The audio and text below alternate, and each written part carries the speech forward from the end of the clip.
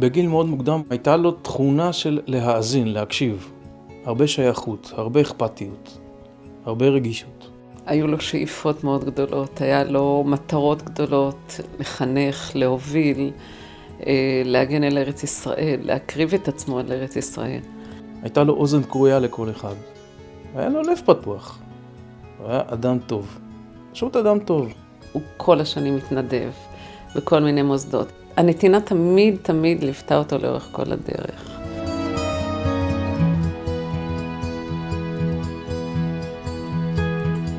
הוא היה 2 באלי, וקיבלנו איש עם ערכים ומלא אהבת הארץ. כשהוא סיים את אלי, לפני שהוא התגייס, הוא הלך לעשות את שביל ישראל.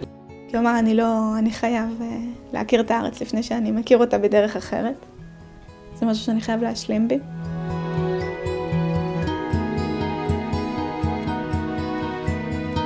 הוא מתגייס לגולני, הוא הצליח לבקש, להגיע לגיבוש של היחידות המיוחדות של החטיבה. הוא מגיע לגיבוש, מסיים אותו בהצטיינות. וכל פעם שהגענו לטקס כזה אחר, הופתענו לשמוע שהוא מצטיין. הוא מאוד האמין בצבא, מצד אחד. מצד שני, הוא דיבר על משפחה כעולם כולו.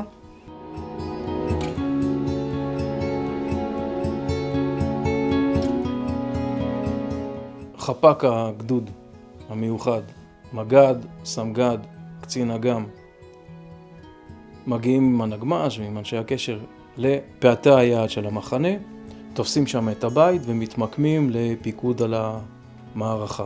זמן קצר לאחר שהם ממוקמים, קומה שנייה, מטח של כנראה RPG, 2-3 טילים לתוך הבית.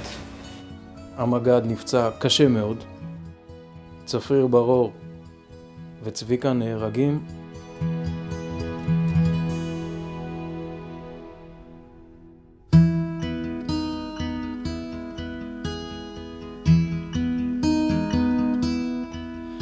כמי שעסק בלקראים וראה אנשים מלאכים שמיתו עצמם עליה וקיבלו ממנה חיים,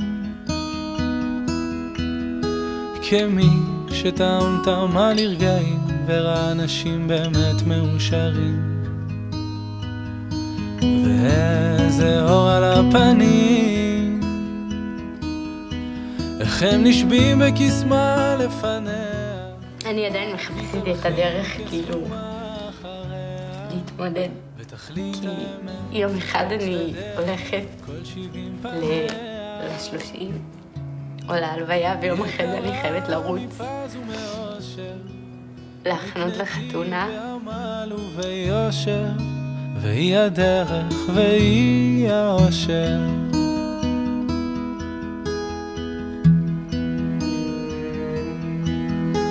כמי שמצא בה את עצמי כשלא זכרתי מי אני, תמיד היא באה והאירה לי פנים. אומרים שהיא כל הטובות שבעולם, אם רק היה לנו מושג. היינו רצים ורצים ורצים ונשבים בקסמה לפניה, מתהלכים כסומה אחריה, ותכלית האמת היא כל צדדיה, כל 70 פניה. כשהוא בא אליי בכיסא קלה, וואו, הוא לא ממש הצליח ללכת. הוא התרגש עד שהוא הגיע אליי והכל נמס. איך הם נשבים בקסמה לפניה, משתגעים, מתלהטים אחריה, ואור החיים. במכתב כתבת, בית יקר, אני מדמיין אותך עכשיו, מלא אבק, טיפה בוץ על הרצפה, תריסים מלוכלכים, קצת אפור, חסר חיים אפשר להגיד. אבל תחשוב בית, מה היה איתך בעתיד הלא רחוק? אני כבר מדמיין את זה. אני חוזר מהצבא, טיפה עייף. אני עולה אליך במדרגות ופותח את הדלת. משב חמי מקבל את פניי. אתה מלא אור. אני נכנס אליך בית ומסתכל. אתה נראה אחר. אני מרגיש שונה פתאום. מין תחושת שייכות שעוטפת אותי.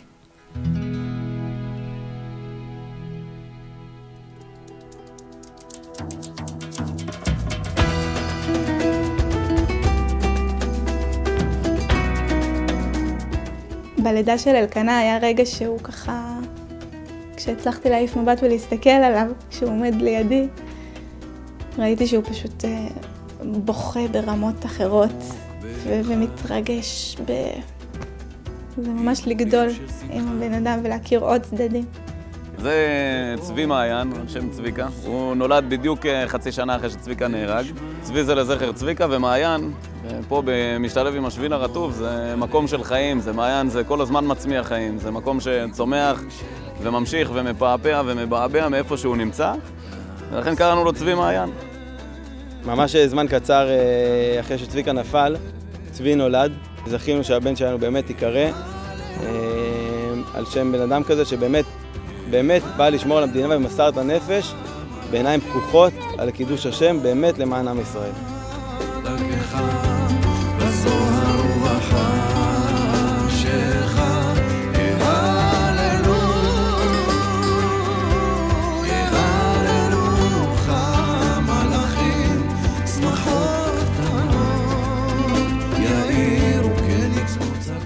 יש דבר כזה אבא מושלם, שגם כשהוא כועס הוא מושלם, וגם כשהוא צועק הוא מושלם, וגם כשהוא שמח ומשתולל והופך פה את כל הבית כשאני רוצה להחזיר אותו זה מושלם, כי זה בדיוק משלים את מה שאני לא.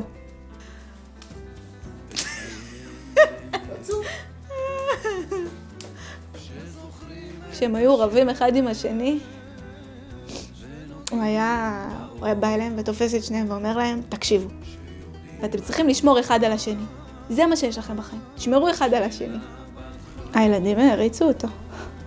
הריצו אותו.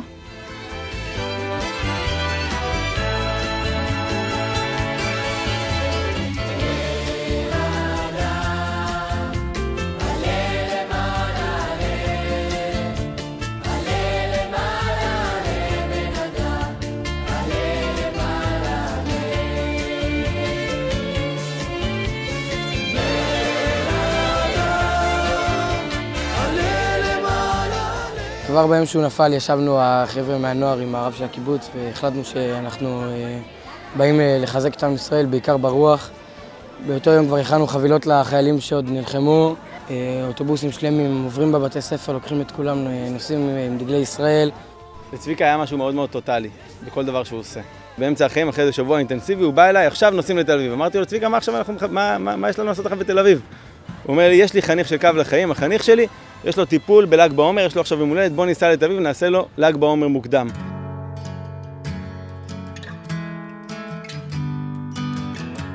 מאוד דיבר על הצבא, על הדרך החינוכית בצבא. על זה שהוא מאמין בצבא ככלי חינוכי מושלם. שם אפשר לעצב דמויות ארץ ישראליות כאלה טובות. זך וטהור, מושך אליו את האור, בלא משים. קבלת המפקדת, צוות! צביקה! השמיים הם הגבול! מתחו להקשב, 2, 3, שב! צביקה היה שילוב של מפקד רגיש ודורש. הוא ידע לדרוש ממך בתור חייל, בתור פקוד שלו, אבל גם ידע להיות רגיש, זה הלך יד ביד. דבר שמאוד בלט אצל צביקה, כל מה שקשור לאהבת הארץ, להבין מה המשימה. אין פה עניין של שאלות. אנחנו נלחמים בשביל להגן על הארץ, נלחמים בשביל להגן על עם ישראל, ואין בזה בכלל התלבטות.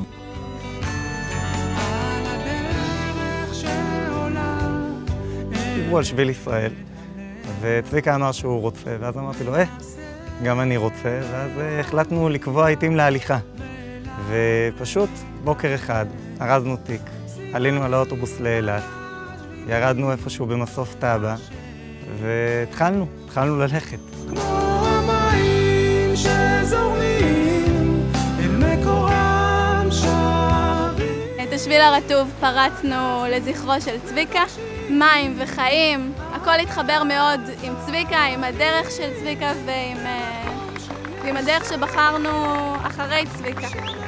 אני רואה את את הסימון שבילים הזה של שביל ישראל, כתום כחול לבן, זה כבר מזמן לא נהיה שביל ישראל. בגלל החוויה איתו זה נהיה שביל החיים. זה הסימון הערכי. מדי פעם אתה יכול להתבלבל, ללכת ימינה, שמאלה, אבל הכל מסומן. זה הסימון שצביקה השאיר לי. אתה רואה כזה בן אדם, רואה כזה חבר שהוא ביחד איתך ישב באותו ספסל בבית מדרש, וזה הבחירות שהוא עשה. כשאתה רואה את זה, אתה לא יכול לעמוד מנגד, אתה לא יכול לעצור, אתה חייב לחשוב מה אני עושה עכשיו, איך אני עכשיו בחיים שלי, מה אני באתי לפה, איך אני עכשיו תורם לעם ישראל. תמיד ידעתי שאם חס וחלילה יקרה לו משהו, הוא רוצה שאנחנו נמשיך את החיים, להיות מאושרים. כל הזמן אני בוחן את עצמי לעומת מה שהוא היה. זה קשה לתאר, אבל היום הוא הדוגמה שלי. איך הם נשבים בקסמה לפניה, משתגעים, מתלהטים אחריה, ואור החיים כל נתיביה, כל נתיבותיה,